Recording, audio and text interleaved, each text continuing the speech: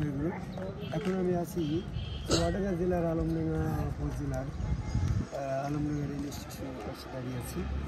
ঢাকা গাজীপুর থেকে কিছু মেহমান আসছে, তাদেরকে ট্রেনে উঠিয়ে দেবো উদ্দেশ্যে। তবে আমরা দুনিয়াতে ধর্ম করি, দুনিয়াতে দুই ধরনের কর্ম আমরা করি।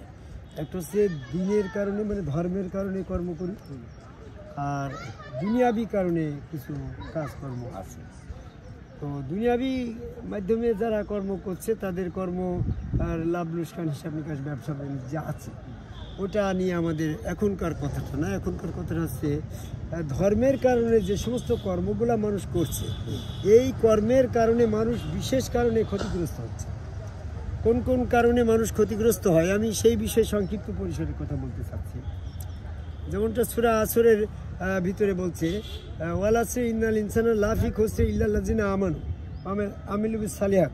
হ্যাঁ, সমস্ত মানুষই ক্ষতিগ্রস্ত হবে ঈমান, সৎকর্ম, সত্য এবং ধৈর্য ব্যতীত। তো আমি সেক্ষেত্রে বুঝলাম যার ঈমান নাই তারা ক্ষতিগ্রস্ত হবে। তো ঈমান কার কার নাই এটা আমরা কোরআন থেকে একটু গবেষণা করে দেখি।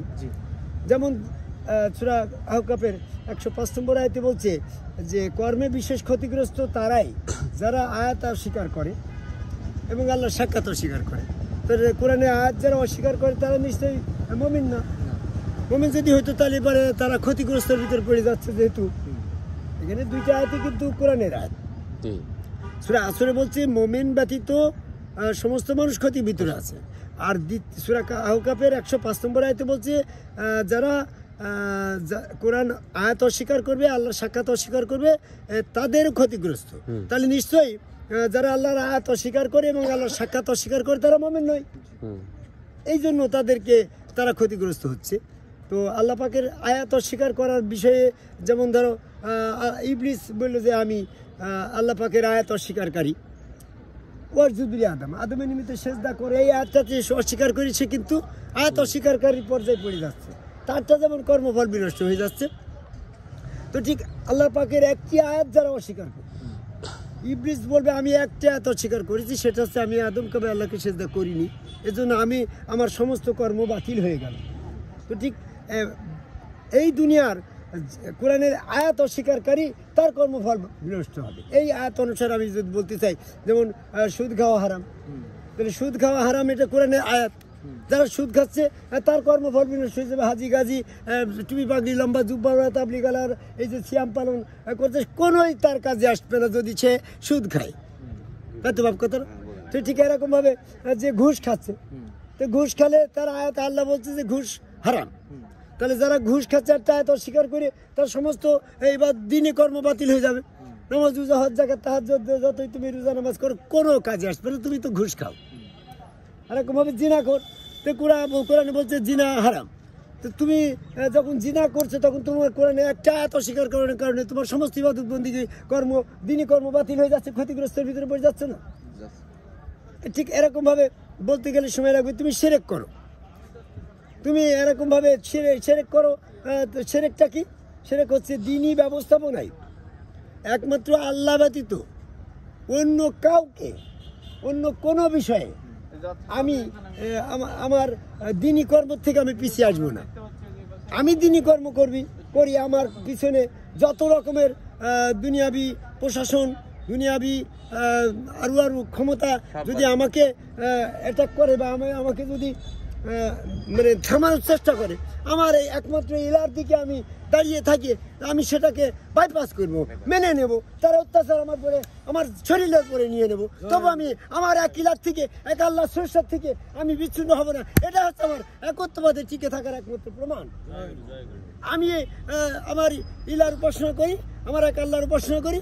সেই জায়গায় দেখা যাচ্ছে পুলিশ প্রশাসন যে আমার পরে যখন অত্যাচার করছে, আমি তখন পুলিশের কাছে সারেন্ডার করলাম।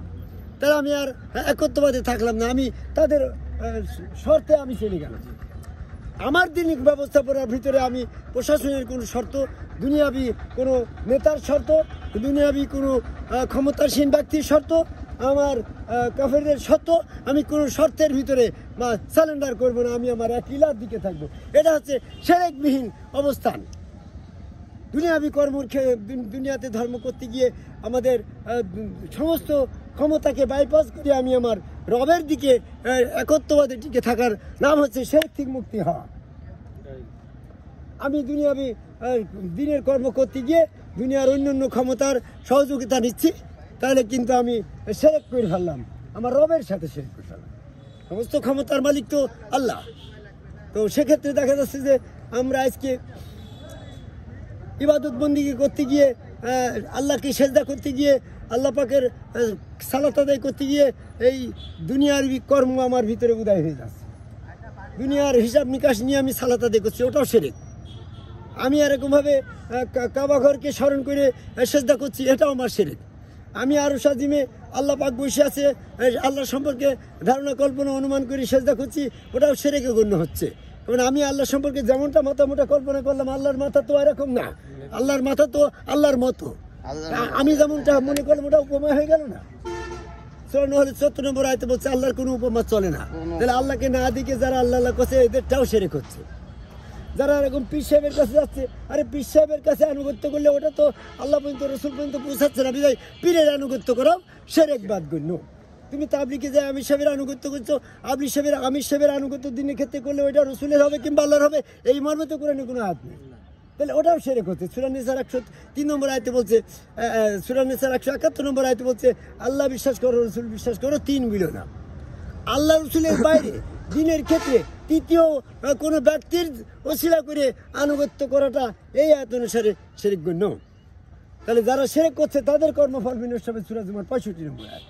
তাহলে কর্মে বিশেষ ক্ষতিগ্রস্ত করা, যারা কোরআনে আয়াত অস্বীকার করছে, আল্লাহ সাক্ষাৎ অস্বীকার করছে, এরকম শিরক করছে, কিংবা দিনের ক্ষেত্রে আল্লাহ রসুলের বাইরে তৃতীয় কোনো ব্যক্তির আনুগত্য করছে, মসজিদের ইমাম সাহেবের আনুগত্য করছে দিনের ক্ষেত্রে, যেহেতু ইমাম সাহেব মসজিদের ইমাম সাহেব রসুল না, রসুলের বাইরে পীর সাহেব, ইমাম সাহেব, উলামা ইকরাম বা আমির সাহেব সকলেই শিরকবাদী গণ্য হয়ে যাচ্ছে।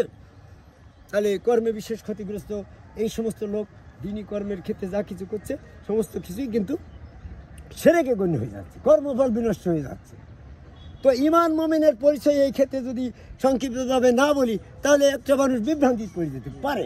হ্যাঁ, কে হু ইজ দ্য বিলিভার, কে বিশ্বাসী, হ্যাঁ হু ইজ দ্য ডিসবিলিভার। এখানে বিশ্বাসী খুঁজতে হলে অবিশ্বাসী খুঁজতে হবে। মুমিনের সঙ্গে নিতে হলে কাফেরের সঙ্গে আগে বুঝতে হবে যে কাফেরের সূত্র কোথায়। সঠিক পথের অনুসারীকে বুঝতে হলে পথভ্রষ্টকে এটা বুঝতে হবে। সেক্ষেত্রে দেখা যাচ্ছে জীবনে প্রথম পথভ্রষ্ট হইল ইবলিস আদমকে ভাই সেজদা না করে। ওর যদি আদমের নিমিত্তে সেজদা করে ইবলিস আদমকে ভাই সেজদা না করে কাফের হয়ে গেল। সূরা বাকারা 34 নম্বর আয়াত। ইবলিস কাফের হয়ে গেল আর ওখানে ফেরেশতারা সেজদা করে মুমিন হয়ে গেল। তাহলে আদমকে ভাই আল্লাহকে সেজদা করাটাই মুমিনের পথ, আদমকে ভাই আল্লাহকে সেজদা না করা কাফেরের পথ।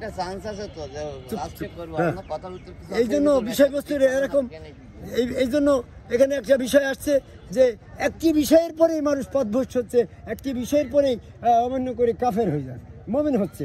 সেটা হচ্ছে সূরা বাকারার 26 নম্বর আয়াতে বললে উদিল্লু বিহি কাসিরান ইয়া হিদায়ু বিহি কাসিরান। ইহা দ্বারাই অধিকাংশ মানুষ পথভ্রষ্ট হচ্ছে, ইহা দ্বারাই অধিকাংশ মানুষ হেদায়েত হচ্ছে। যেমন আদম কাবে আল্লাহকে সেজদার মাধ্যমে মানুষ সঠিক পথ পাবে, আদম কাবে আল্লাহকে সেজদা না করি মানুষ পথভ্রষ্ট হবে। তাই বিশ্বের সকল মানুষকে আমি আদম কাবে আল্লাহকে সেজদা করে মুমিন হওয়ার আহ্বান করি। এর জন্য আদম কাবে সেজদা করে একজন সমগ্র রসুলের কাছে বায়াত গ্রহণের মাধ্যমে ওই হাত আল্লাহর, পা আল্লাহর, চেহারা আল্লাহর, ওর ভিতরে স্বয়ং আল্লাহর উপস্থিতি বিশ্বাস করে যখন আমি ওইখানে স্যালেন্ডার হব, আত্মসমর্পণ করব, তখনই সেজদার মাধ্যমে মুমিন হবে। এই সেজদার মাধ্যমে মুমিন হওয়ার আহ্বান করি আমি আমার কথা শেষ করি। জয় গুরু।